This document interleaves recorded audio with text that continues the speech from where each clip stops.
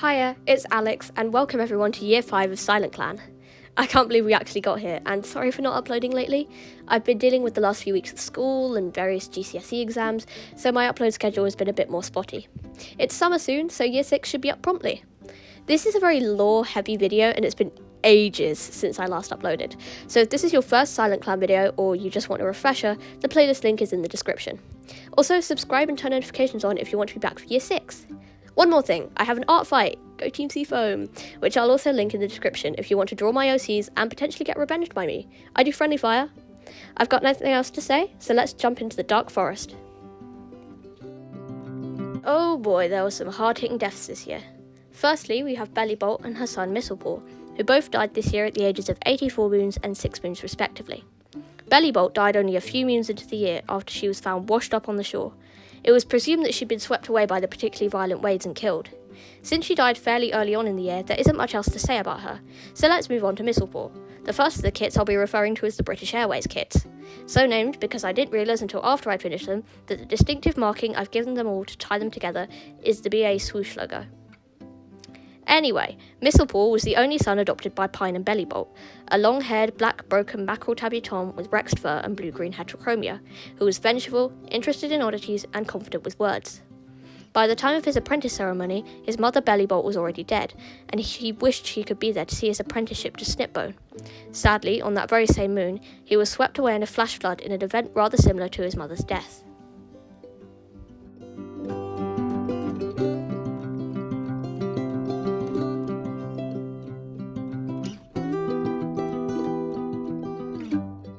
The next and final death might be the saddest of all. Silkraven has finally passed away at the age of 147 moons after becoming entangled in a poisonous jellyfish's tentacles. He was found on the beach by his son Jumpraven and mourned deeply by the entire clan. Just like last year, Silkraven spent most of the year alongside family and loved ones, savouring his time with Oakstar and doting over Pine and Bellybolt's litter of 3 in particular. While he did start a few minor disputes this year, they didn't bring him the joy that they once did, and I think he knew his time in the clan was drawing to an end. If he hadn't been killed by that jellyfish, then his death of old age was imminent. He also grew closer with Pine this year, and ended up comforting her after, well, her mate's death and some other circumstances which you will see later.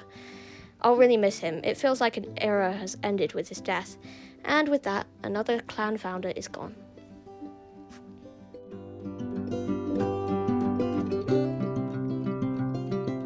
We can get into SilentClan proper. Oakstar is now 137 moons old and is dealing relatively well with Silkraven's death. Of course he was sad initially, but I think he had also accepted that Silkraven's time had come, and hopes that they'll meet again one day in some kind of afterlife. However, there could also be another reason for his cheeriness, as he snuck out to the border to meet a mysterious LightClan cat multiple times this year, and didn't seem as enthusiastic about spending time with Silkraven after that. Aside from that, he's been comforting towards Pine, especially considering the situation she's been having to deal with this year. We'll get into it, don't worry. Anyway, he's also been being friendly with the BA kids, especially supporting One Paw through the situation at the end of the year. Overall, he's still doing okay, and even has a new apprentice, Wet Paw, who you'll meet towards the end of the video.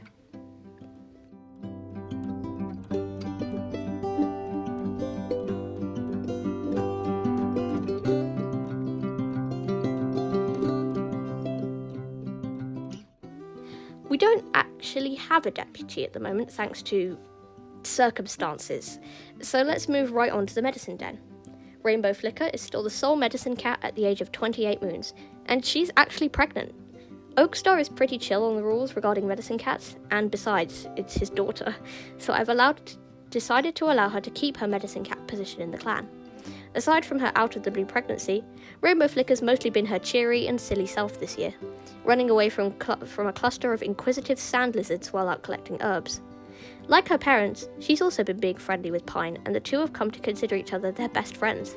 She's been comforting her through the situation too, sticking up for her best friend in the face of adversity. She was hit extremely hard by Silkraven's death, and is currently still grieving the loss of her father while she waits for her kids to be born in the nursery. What? Fuzzy Splash is still around at the age of 135 moons old. That's right, everyone's favourite elder is still alive and kicking. She was one of the cats most affected by Bellybolt's death and often helped with babysitting the BA kits whenever Pine needed some time alone. Spending so much time with the troublesome kits may have impacted her view of the younger generation, however, as she was spotted complaining to many members of the clan about how annoying they were. Despite this, she raised them well and they remained close. When this situation happened, she was especially shocked and took the time to comfort One Paw. Fuzzy Splash was especially saddened by Silk Raven's death, as the former deputy was a good friend of hers. She thought the Elder's Den felt empty without him, and comforted Rainbow Flicker when the medicine cat expressed her sadness about her father's death. Overall, Fuzzy Splash is just chilling at the moment. She's doing fine.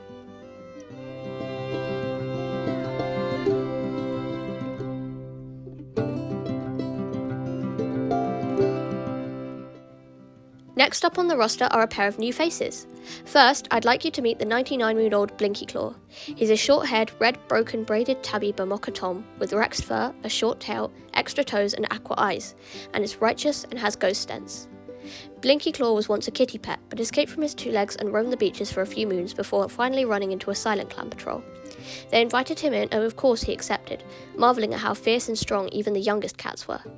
On his first moon, he scented a familiar smell and found another loner, Orange Spirit, lying injured by the Thunderpath. She was also brought into the clan, and you'll meet them next. Other than that, Blinky Claw felt like he was destined for something greater this year, and proved this by single-handedly saving Jump Raven from certain death at the claws of a fox. Also, I've started rolling little quirks for each new cat based on a list I'll leave in the description, and Blinky Claw rolled that he collects seashells, which is so cute. Though he initially seemed to be missing his kitty pet roots, Blinky Claw has now proven himself to all as a playful and silly but capable warrior of SilentClan.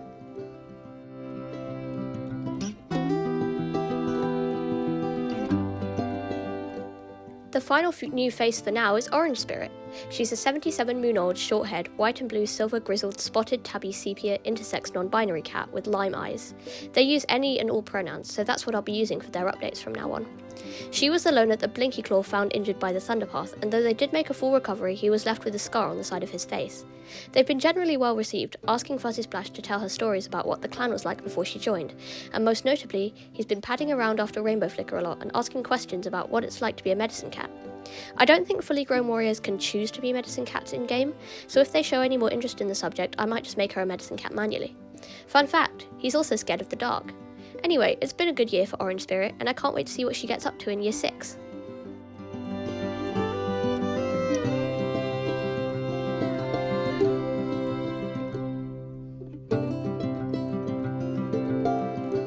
Now we get to Pine, and oh boy, has she had a year.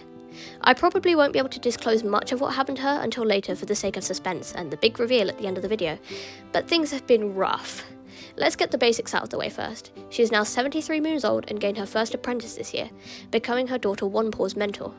Bellybolt's death at the beginning of the year really took its toll on her, as she was left to raise their 3 kids on her own, and the ex that she hated was still in the clan.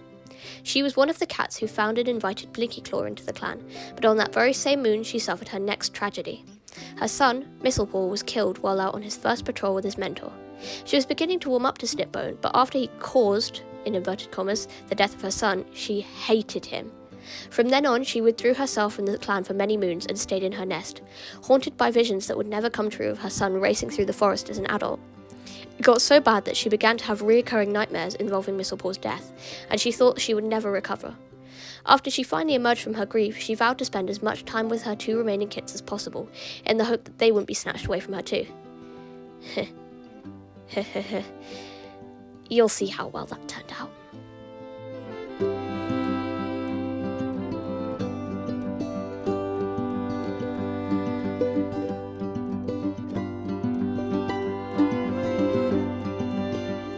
Snipbone is now 28 moons old, and he's also been going through some stuff this year.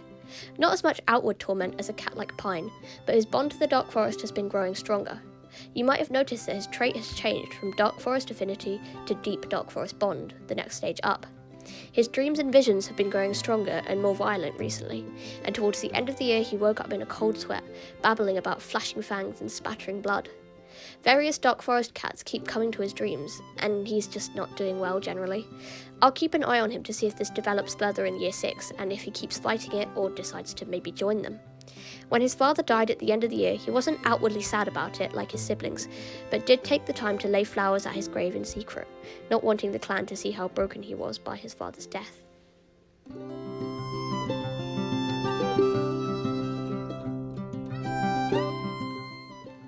Jump Raven is now 22 moons old and hasn't really done anything this year. He's now a great hunter and dream walker. The thing that's affected him the most this year was his father Silk Raven's death towards the end of the year. He was incredibly close to his father, obviously being named after him, and is still grieving his death as of the end of year 5. Other than that, there's nothing much to say about Jump Raven. He's been kinda boring this year, and I hope more happens to him in year 6.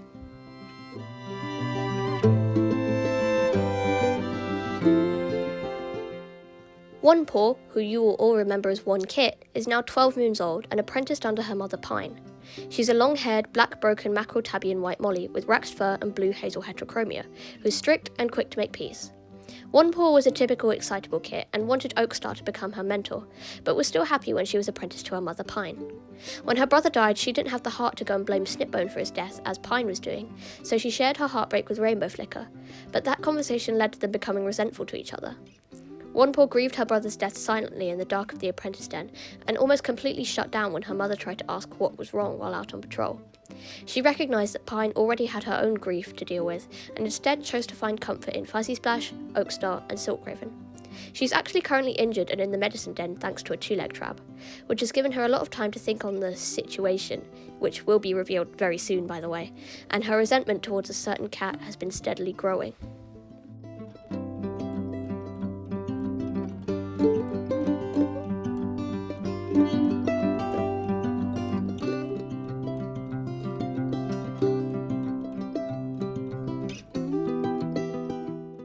The final cat I have to introduce you all to before I can finally reveal what's been happening with the Pinebolt family and their drama is Wetpaw.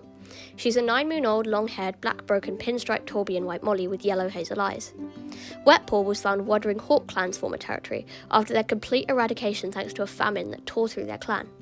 She's rebellious and oddly observant, and her mentor is Oakstar. She also loves to climb. Since she joined the clan, there's not really much to say about her, apart from the fact that I'm so proud of this design. Shape language is shaping, and she is so spiky and square, and I just love her so much. I love her design, and I can't wait to see what she gets up to in year 6.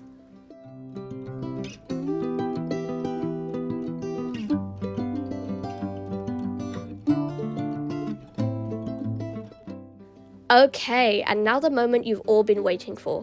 What's the big situation? Well, you may have noticed there's been a few cats missing from the lineup. On the very last moon of the year, as I time-skipped, an event appeared in the text logs. Seabloom tried to convince Siltpaw to run away with them, and I rolled a dice to see if it succeeded, and it did. Fate wanted this perfect conclusion to the arc that's been going on for the whole year. Right, before we get too deep into it, let me explain from the start. Seabloom is now 79 moons and a loner, alongside Pine and Bellybolt's daughter Siltpaw, who is a 12-moon-old, long-haired, black, broken mackerel tabby white molly with hazel eyes, is childish, quick to help, and never sits still. After Bellybolt's death, Seabloom became clan deputy and attempted to win Pine's affections back, but was quickly and decisively shut down by not only Pine but a large majority of the clan. They all stood by the she-cat when she needed them most, and Seabloom, bitter and angry about this rejection, went full Ash Fur mode. He recognised that the things she loved most were her kits, so the best way he could hurt her was by turning her kits against her. Alongside this, ambitions of becoming leader emerged, even if he had to kill to achieve this. Siltpaw was the cat he singled out to turn against Pine with kind words and poisonous lies about her mother. Being young and childish, the apprentice believed every word, despite her sister One Paw being incredibly sceptical of Seabloom's claims. Nevertheless, the deputy continued to poison Siltpaw's mind against Pine and the rest of her family. This culminated in Seabloom's successful attempt to make Siltpaw leave the clan with him, which absolutely broke Pine. He'd won. In-game, I've marked Seabloom as a rogue, but Siltpaw is lost, so there is theoretically more of a chance of Siltpaw rejoining than Seabloom. I would like to say that I believe Siltpaw is not in the wrong here. Seabloom is the awful person who has essentially groomed a child, and Siltpaw shouldn't be held responsible for the decision she was coerced into. Anyway, that's the situation, and I can't wait to play through year 6 and see how this goes.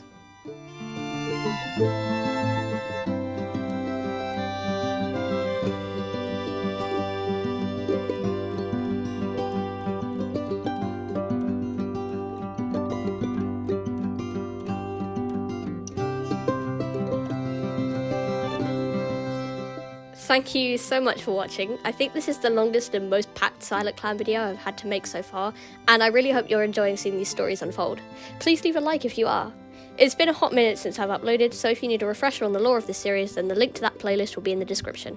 If you want to be notified when Year 6 dropped, click that subscribe button and make sure notifications are on, and I'll see you then. Bye guys!